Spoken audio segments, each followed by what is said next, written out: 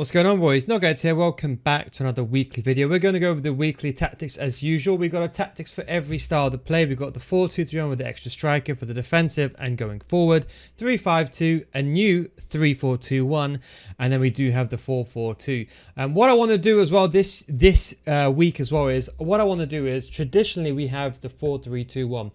A very good formation. What I want to try this week is we want to do the exact same thing because we like the attack, but we want to use it in a 3-4-2-1. Eventually next week I'm just going to do a bit more testing, and then I want it to defend in a 4-4-2. So similar to how we have the normal typical 3-5-2 with that defends in a 4-4-2, and we're going to go through all of that as well. So first of all, the normal tactic, the 4-2-3-1. Now remember, everyone always asks me, is this a defense tactic? Yes, it is. Remember the extra striker, and I have a video on my second channel. Check that out if you're having issues with the extra striker joint attack. We've got balanced defensive style. Width, we're still narrow. Depth, we're very balanced, I'd say, with this formation. You can always reduce the depth if you're struggling, remember. But just because when you're under pressure, you don't want to be too far back, especially against constant pressure.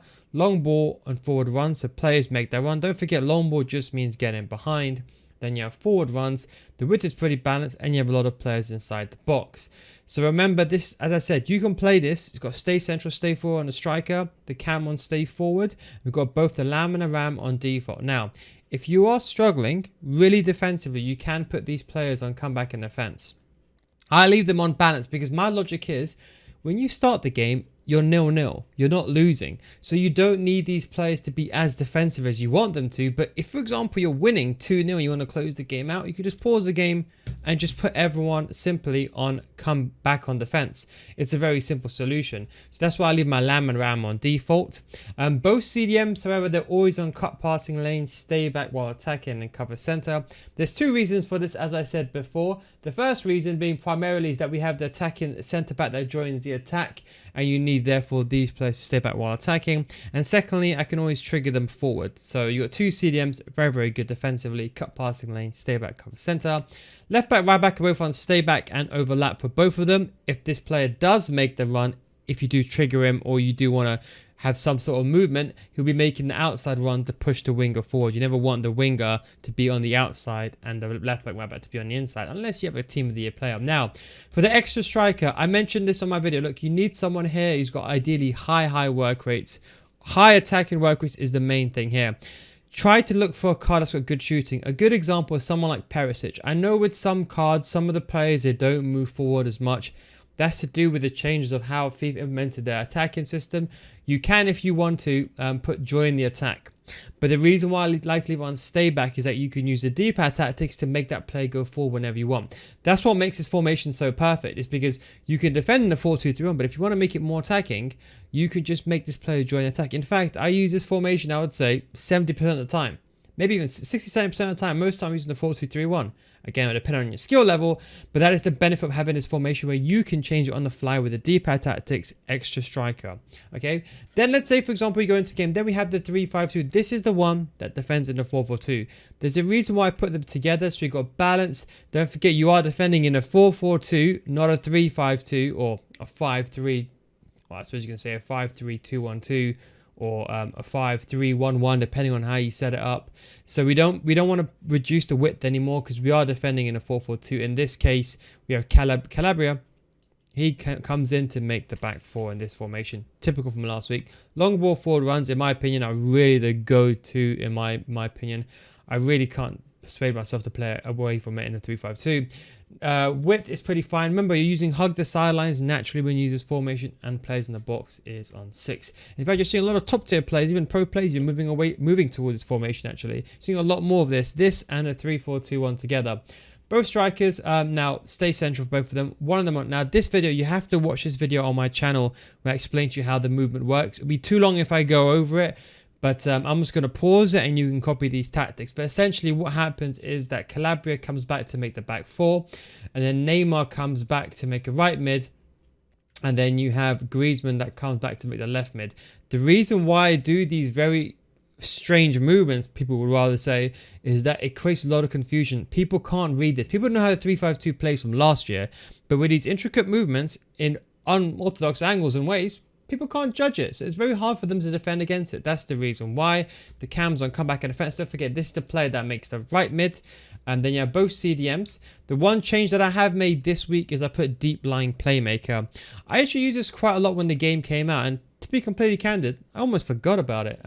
But I thought, you know what? I was doing some testing. I was like, hey, I kind of forgot about that. Let me introduce this into the gameplay. And I found that with the build-up play, especially with this formation, they even get into even more space.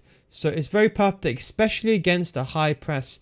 You're actually very much in the benefit of using deep line playmaker. They do find themselves occupying better positions and kind of deviating away. So I put that for both of them as well.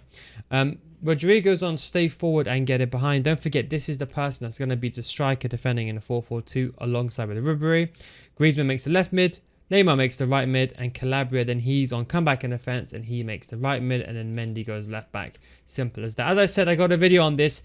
It's a bit complicated to talk about this in the weekly tactics update. This is just an update video. Make sure you check out the 4-3-5-2 video on my channel. If you do want to get better at FIFA 23, I do have a FIFA School Series, but just before you skip ahead, what if I told you if you don't get better after 1 month, I'll refund your money? I can say that because I've been running my paid advanced in-depth FIFA School Series successfully for many years, and thousands of others have joined already and still stay on. This is for all levels of those that want to improve on FIFA, and you won't find these videos on my YouTube channel. These videos are a progressive systematic learning system that teaches you everything from the core mechanics of FIFA to the meta, so you can get better at FIFA as a whole, not just this game, with examples and explanations that go beyond the scope of YouTube videos. With new videos coming out every single week, these videos also adjust to recent updates and patches so you can stay up to date. So come join thousands of others in a mature audience community for those looking to get better.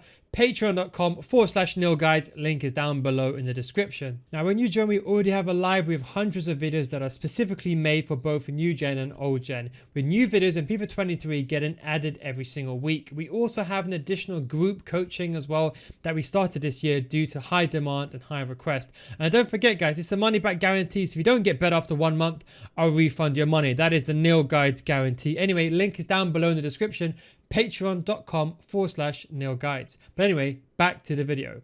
Then we go over to the 3-4-2. Now this potentially could be probably right now, a lot of the pro players are using this formation as well. I am doing some testing. As I said, look, right now, look, the main thing that I really wanted here is I really liked how the 4-3-2-1 played. You know, left back came forward when we made that tactic, but I wanted to make one with the left mid and right mid during the attack as well.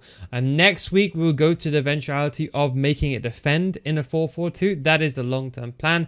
But I need a bit of your guys' help this week just to give me your kind of recommendations. And let me know what you think so I can make the adjustments alongside with you. Pressure on every touch, 50 width and 60 depth. We are still defending here in the so-called 5 defender back line. The left mid and the right mid, they still come back and they create that back 5. So you got to be careful who you play there. Now, I just, for an example, have Ronaldo here. Just as an example, be careful. Now, it depends on who you sub on. Now, normally I sub off Neymar. So if I am, for example, inside a game and I am losing, for example, and I need to change this formation, I would sub on someone from Neymar here. Normally I'll put Perisic here, and then I'll just swap these two around inside the game like this, like that, simple as that. And then you can put, for example, a left back, a right back, or a left mid and right mid, and then Rodrigo sometimes normally I would sub off as well for another card. So it depends on who you want to play here, but typically think of this just like a 4-3-2-1, but you just like that CDM player. So think of these as the 2 attacking centre mids, but you also have a supplementary left mid and right mid. And the reason why this is so effective is because compared to the 3-5-2, you have 2. Now this is a difference. The 3-5-2, a lot of you guys will prefer it. And the reason why is because you have this kind of line. You have the 2 strikers, but you have the cam in behind to create that build-up play. Now, a lot of the pro players, when they use this is the difference you're going to see when you see a pro player using this compared to maybe what you would play or we would play, is that they like to push a player in midfield forward to make that virtual cam, as I like to call it. Similar to how you use a 4-4-2. The 4-2-3-1 and 4-4-2 are basically identical. The only difference between a 4-4-2 and a 4-2-3-1 is that one, the striker just drops behind and one's in front. So if when you do use this formation, the benefit is you have a line of 5. Now, if you like to use the L1 triggers, driven passes, driven through balls to the striker, this formation is off the hook, is deadly. It's so deadly when you're going forward because you have man for man overpowering, and even if it's a 5 versus 5, you still have 5 players versus 5, so it's very, very effective. So that is why we've gone with balanced direct passing. Direct passing really, I think for this system, is very much the way to go. 40 width, and we do have 6 players in the box. We left this on balanced. I'm still deciding whether to move this to long ball or not. Do let me know. I want you to try this out first and also try a long ball. Let me know what you think. I think I'm edging towards putting long ball on next week as well. But let's go over to the instructions. So the left mid and right mid, they're both on comeback and offense, stay wide and get it behind for both of them. And don't forget, they're going to be playing as the flying fullbacks, the left back, right back when you're defending. So ideally, someone like Neymar here is not ideal, but as I said, I subbed this player off. You kind of want just generic left mids, right mids, Atals, the Perisic's, Jorginho can even get the job done here. High is even better, to be honest. You got the 2 centre mids, one defensive, really defensive, and one I would say more attacking. I have Ronaldo, someone that can move on the ball. Renato Sanchez, Vitina, I think he scored. Someone that's got that good agility and balance, at least alongside someone who's a bit more clunky if you do have kind of a player like Vieira there. Both of them on cover centre. So the strikers, we have them now. This is my personal preference. Stay central, stay forward and get it behind. 2 reasons for this. One, when you get the ball, you're going to be defending like this. And the idea is you can just do a driven pass straight away to the 3 players that are going to be up top. Now, most teams have 2 CDMs. So naturally, you're going to have the numerical advantage anyway, unless they're playing a 3-4-3 with all the centre mids on stay back, which is quite rare. And secondly, with all getting behind, they all make those runs. I put them just personally on stay central. I might move away from this. I'm just doing some more testing. It's because the left mid and right mid, they're already as wide as possible, hence the stay wide feature. So I want these guys to stay in the middle. Because they're going to be, these left mids and right mids, or left backs and right backs when they're defending, they're going to be going forward anyway to provide the width. So I think you have that width already. So that is that. And then, as I said, the strikers on stay central, getting behind. You can hopefully just pause this. Nothing else there. Don't forget, you can't use deep playmakers on the centre mids because they're not CDMs, so it doesn't work with this formation. Otherwise, I would have loved for that to happen. And then finally, we do go on to the 4-4-2, the comeback formation. Again, I just use this all the time. Constant pressure. Now, as I said, because we naturally have the... Now, eventually, these are both going to defend in a 4-4-2. So, in my opinion, what's the point of having 3 4-4-2 formations? It doesn't make sense. But for the comeback formation, it's so good.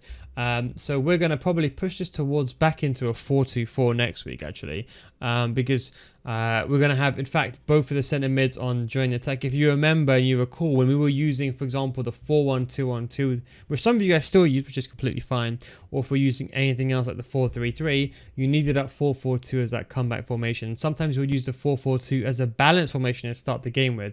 But this is just purely a comeback formation. The 4-4-2 is just so good when you're pressing. You can't really press that well with a 5-back because you lack the midfield players, especially your opponent pass the ball around. So 4-4-2 is still the way to go with.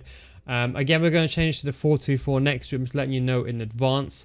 But these are tactics. Again, you can still use this as a balanced 4-4-2, but now it's no point because we have 2 formations that defend in a 4-4-2, being a 3-5-2 and a 4-3-2-1. There's no need. We can just make these players join the attack, etc., etc., and left back and right back on stay back as well.